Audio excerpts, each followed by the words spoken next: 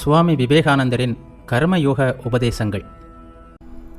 தோல்வி வரும்போதெல்லாம் அதனை ஆராய்ந்து பார்த்தால் 99% செயல்களிலும் நாம் வழிமுறைகளில் கவனத்தை செலுத்தியிருக்க மாட்டோம். அதுதான் தோல்விக்கு காரணமாக இருந்தது என்பது தெரிய வரும். பாதையை முற்றுப்பெற செய்வதிலும் பலப்படுத்துவதிலும் ஒழுங்காக கவனம் செலுத்துவதே நாம் செய்ய வேண்டியது. பாதை சரியாக இருந்தால் பயன் வந்தேயாக வேண்டும். காரணமே காரியத்தை உண்டாக்குகிறது என்பதை நாம் மறந்து விடுகிறோம். காரியம் தானாகவே வந்துவிட முடியாது. காரணங்கள் சரியாக ஒழுங்காக ஆற்றல் மிக்கவையாக இல்லாமல் காரியம் உண்டாகாது.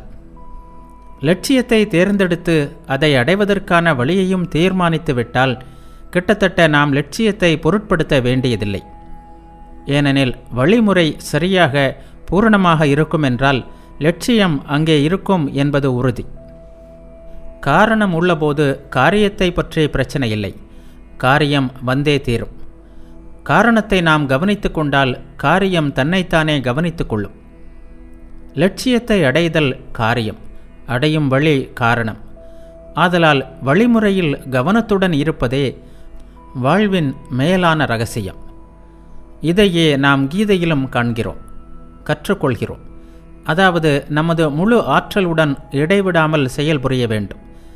நாம் செய்யும் செயல் எதுவாயினும் நமது முழு மனதையும் அதில் செலுத்த வேண்டும். அதே வேளையில் அதில் பற்றுக்கொள்ளவும் கூடாது. அதாவது செயல்புரிவதிலிருந்து வேறு எதன் காரணமாகவும் நமது மனம் விலகி செல்ல இடம் கொடுக்கக்கூடாது. அதே வேளையில் நாம் விரும்பினால் செயலை விட்டுவிடும் திறமையும் பெற்றிருக்க வேண்டும். நமது சொந்த வாழ்வுகளையே ஆராய்ந்து பார்த்தால் நம் துயரத்திற்கான மிக முக்கிய காரணம் இதுவே என்பதை காண்போம். நாம் ஏதாவது ஒன்றை மேற்கொள்வோம், அதில் நம் முழு சக்தியையும் செலுத்துவோம். ஒருவேளை அது தோல்வியடையலாம். ஆனாலும் நம்மால் அதை கைவிட முடிவதில்லை. அது நமது நெஞ்சை புண்ணாக்குகிறது. இனிமேலும் அதை பற்றி கொண்டிருப்பதால் நமக்கு துயரமே விளையும் என்பது நமக்கு தெரியும். ஆனாலும் அதிலிருந்து விலக நம்மால் முடிவதில்லை. வண்டு தேன் உண்ண வந்தது. ஆனால் அதன் கால்கள் அதில் ஒட்டி கொண்டன. அதை விட்டு வண்டால் வெளியேற முடியவில்லை. இந்த நிலைமையில் நாம் இருப்பதை மீண்டும் மீண்டும் காண்கிறோம்.